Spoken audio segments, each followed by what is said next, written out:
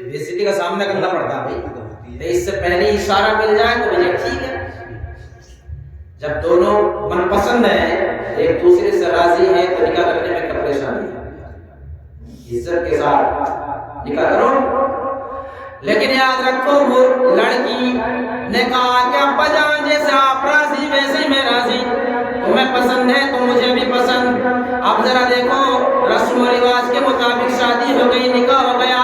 अब लड़का दुल्हन को लेकर के अपने घर आ गया, और जब घर आ गया मुंह देखना शुरू हो गया, औरतें घरों के अंदर आना शुरू हो गई। चेहरा देखा गया, अच्छी तो है, बहुत बढ़िया लड़की है। कुछ ने तारीफें की तो किसी ने बुराई करी, किसी ने कुछ करा, किसी ने कुछ करा, अपनी अपनी सोच के मुताबिक सब काम कर दिए। अब उसके बाद में लड़के को भेज दिया कि जाओ,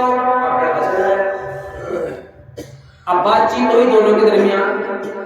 जब बात होती रही तो लड़की ने कहा कि मैं तुम्हारे निकाह में आ गई, पूरा मेरा सर से पैर तक का एक एक हिस्सा तुम्हारे नाम है, काटो फाड़ो चीरो उधेड़ो, मुझे मारो, कुछ भी करो, पूरा मेरा जिस्म तुम्हारे हवाले, खिलाओ पिलाओ या भूखा रखो, तड़पाओ, प्यास, कुछ भी करो। शौहर ने कहा कि ऐसी बात क्यों करती हो मेरी शरीक हयात? कि नहीं, ये मैंने सुना था कि जब निकाह हो जाता है तो वो उसी की हो जाती है, इसलिए मैं तुम्हारी हो गई। लेकिन मैंने एक दुआ की थी, लेकिन वो दुआ मेरी कबूल नहीं हुई। लेकिन दुआ क्या की थी? मैंने तकरीर में ये सुना था कि जो खातून सूरह वाक़िया पढ़ पढ़ के रब की बारगाह में दुआ करती है, अल्लाह उसकी दुआ को कबूल फरमा लेता है।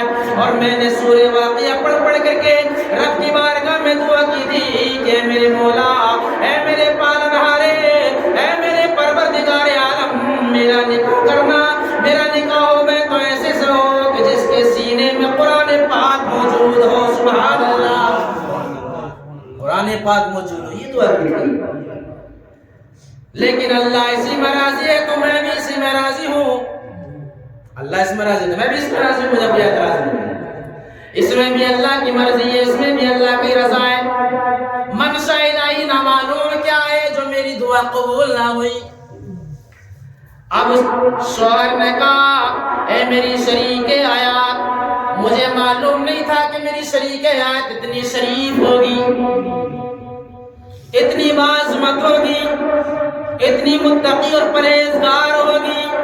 जब तुम्हारा मामला यही है तो याद रखना, मैं रब की कसम खा करके कहता हूँ, जब तक मैं हाफिज़ कुरान ना हो जाऊंगा उससे पहले तुम्हें हाथ नहीं लगाऊंगा। सोचो जरा, उससे पहले मैं हाथ नहीं लगा सकता।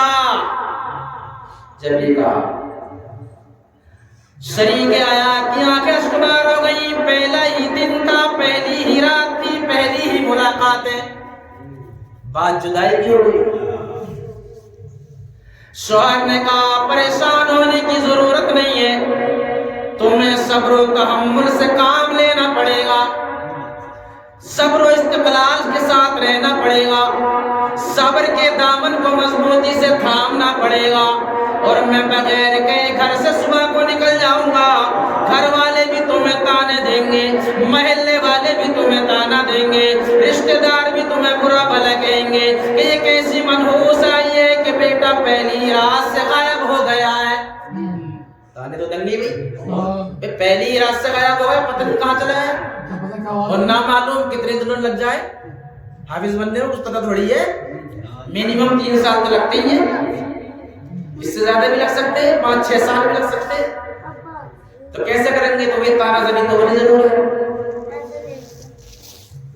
रोने लगी, कहने लगी, मेरे सरकार तुमने क्या कर लिया?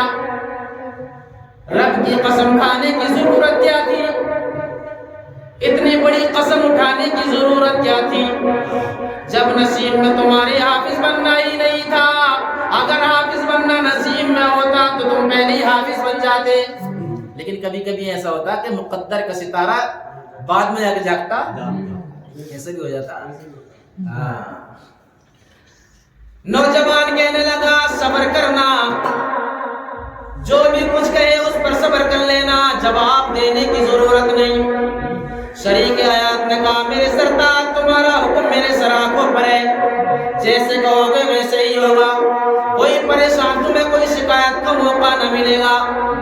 کوئی تمہارے پاس آ کر کے یہ نہ کہے گا کہ تیری شریک ہے آپ نے اسے کہہ دیا. کوئی یہ نہیں کہہ سکتا گھر میں آ کر کے کہ ہماری تعظیم و تکریم نہیں کی ہے, یا ہم سے ملاقات نہیں کی ہے, یا وقت پر کھانا تیار نہ کیا ہے, یا وقت پر صفائی ستھرائی کا خیال نہ رکھا ہے. کچھ بھی ایسا معاملہ نہیں آئے گا. سرتاج نے ارشاد فرمایا میری شریک ہے آپ تو ٹھیک ہے صبح ہونے دو. اب یہ صبح کا انتظار کر رہا ہے بیٹھا بیٹھا, ادھر وہ بھی بیٹھی ہوئی انتظار کر رہی ہے, ادھر یہ بھی بیٹھا ہوا انتظار کر رہا ہے. ادھر افسوس اس لیے تھا کہ میرا سرتاج مجھ سے جدا ہو جائے گا, ادھر اسے یہ افسوس تھا کہ میری کتنی بری قسمت ہے کہ میں حافظ قرآن نہ بن سکا. پہلی بن جاتا تو پریشانی تھا. کہنے لگا میں تمہاری اچھا ضرور پوری کروں گا. ٹھیک ہے. اب صبح ہوتی ہے چپ چپ بالکل کمرے سے نکل گئے چپ چاپ, گھر سے باہر ہو گئے, گھر والوں کو خبر نہیں. 10 بج گئے, 11 بج گئے, 12 بج گئے, شور مچ گیا کہ کہاں گیا, بلا کے لاؤ ناشتہ کریں گے. آس پاس کو حالت پڑ گئی, آس پاس والوں نے ڈھونڈ کر پڑھ لیا. بستی کا چپا چپا چھان مارا لیکن لڑکا ہاتھ نہ آیا. مسجد میں اعلان بھی کرا دیا گیا کہ کہاں ہے, لیکن ہوتا تو پتہ چل جاتا. کھیت کھلیان چھان دے لیکن لڑکا ہاتھ نہ آیا. لمبا سفر طے کرنا نکل گیا, اور جب شام کے ٹائم ایک مدرسے کے اندر داخل ہوا تو ایک استاد سے جا کر کے ملاقات کی. سلام کلام ہوا تو کہنے لگا کہ میں پڑھنے کے لیے آیا ہوں, تعلیم حاصل کرنے کے لیے آیا ہوں. استاد نے کہا اچھا یہ اچھی بات ہے, ہم تو پڑھانے کے لیے بیٹھے ہوئے, پڑھ رہے ہیں تو پڑھائیں گے. اچھا کیا معاملہ ہے؟ کہا معاملہ یہ ہے کہ مجھے حافظ بننا ہے, لیکن یہ بتائیے میں کتنے دنوں میں حافظ بن جاؤں گا. استاد نے کہا یہ تو تمہارے اوپر ہے, لیکن ہمارے حساب سے کم 3 سال لگیں گے. وہ تمہاری محنت نہیں, جتنی زیادہ محنت کرو گے اتنی کم وقت میں کر لو گے. کہنے لگا جوان کہ حضرت دل و جان سے دن رات محنت کروں گا, یہ بتائیے کتنا وقت لگے گا. کہنے لگے تو کچھ کم ہو جائے, یہ وہ تھوڑی ہے کھیل کا مسئلہ بھی ہے کہ ہاں میں 2-4 دن میں کام ہو جائے گا. مولانا نے کہا ٹھیک ہے کرو بھائی. انہوں نے کہا, نوجوان نے کہا کہ اس سے کچھ کم وقت لگ سکتا ہے.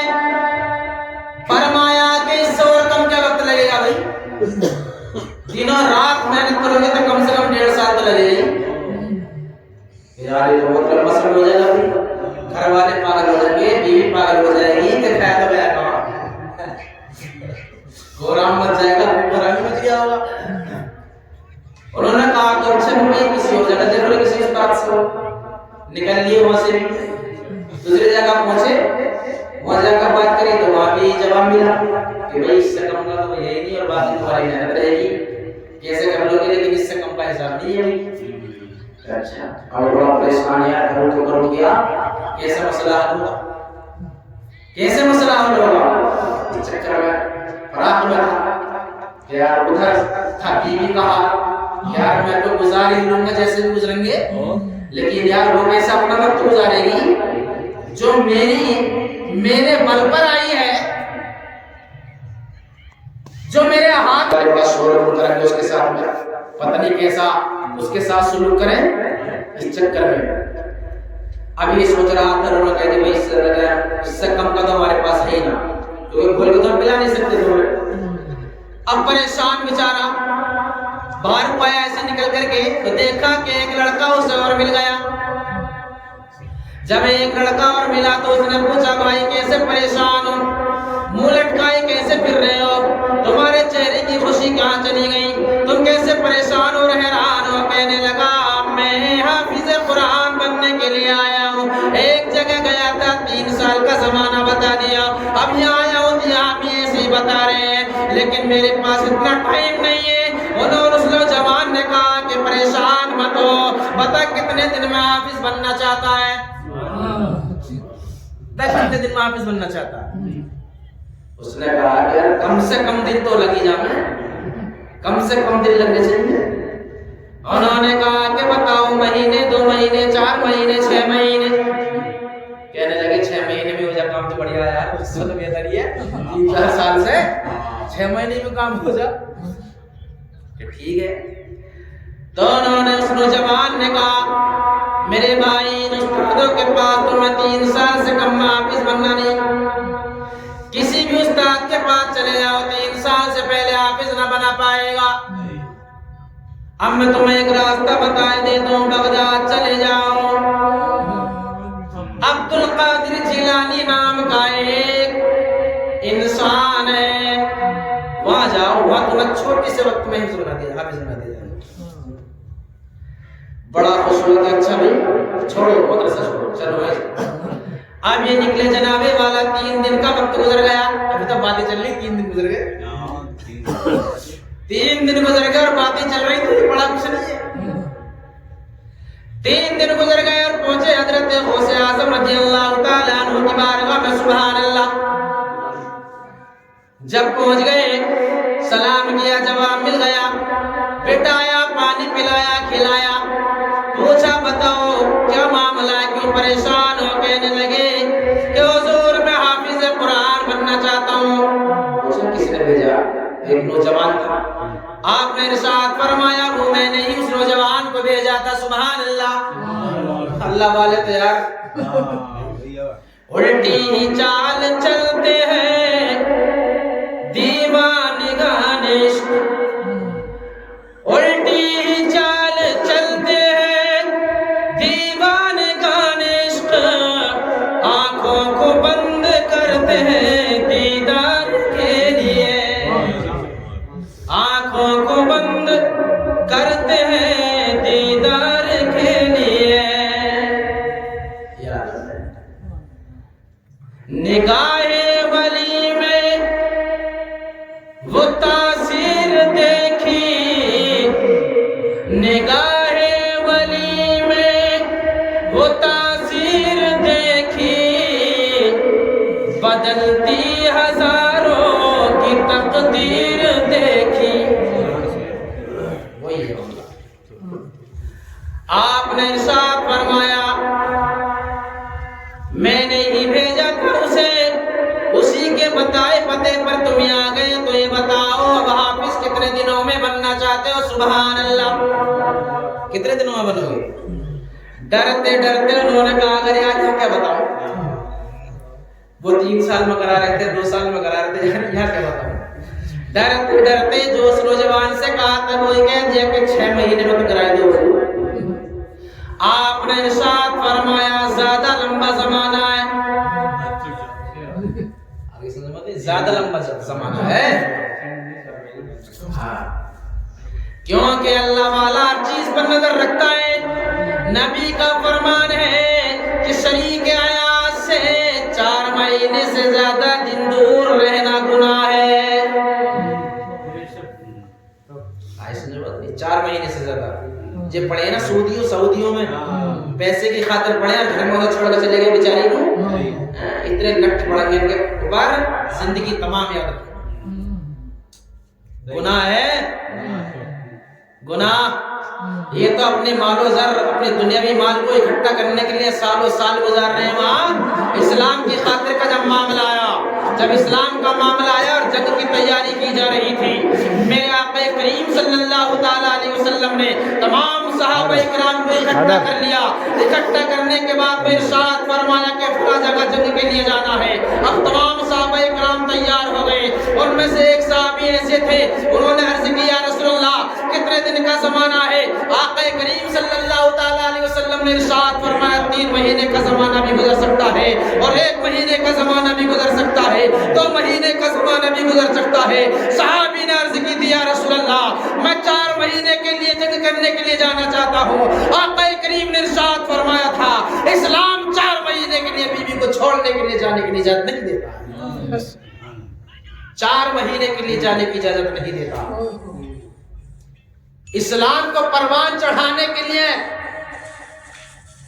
اس کو آگے بڑھانے کے لیے اسلام کو فروغ دینے کے لیے انسان 4 یا 5 مہینے کے لیے جانے کی اجازت طلب کر رہا ہے.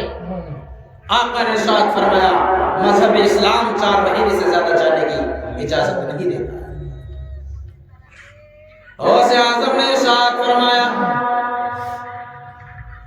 زیادہ لمبا زمانہ کچھ کم کرو. نوجوان نے کہا کہ حضور پھر 4 مہینے میں کرا دیجئے. آپ نے ارشاد فرمایا بیٹا اب بھی زیادہ ہے.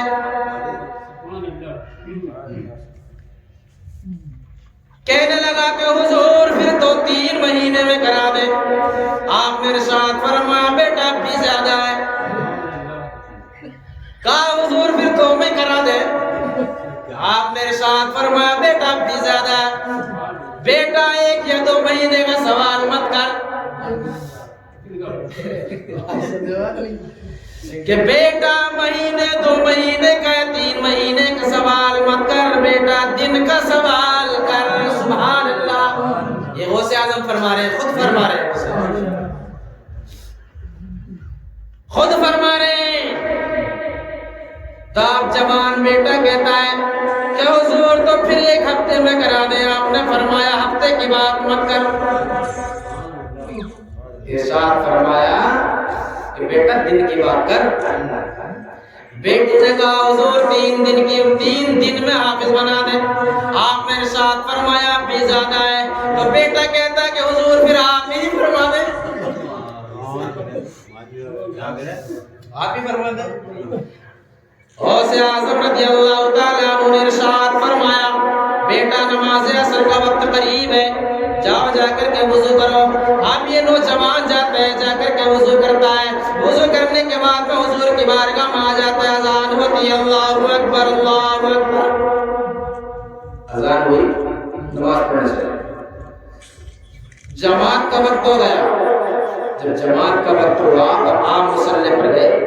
تو جانے سے پہلے ارشاد فرمایا تھا بیٹا صف کی دائیں طرف کھڑا ہونا, یعنی اوپر کھڑا ہونا, اوپر کھڑا ہونا. جب میں سلام پھیروں گا تو آدھا حافظ قرآن بن جائے گا.